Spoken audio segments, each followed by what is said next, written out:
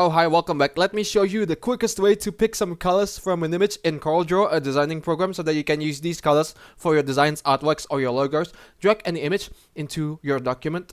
Afterwards, you click on Window, head over to Color Palettes, click on Palettes. Afterwards, you have this box ticked next to Document Palette, so that the bottom side palette will show up. Close it. Click on the eyedropper tool here, and then hold the Shift key on your keyboard. Pick multiple colors that you want to see from this image, just like so.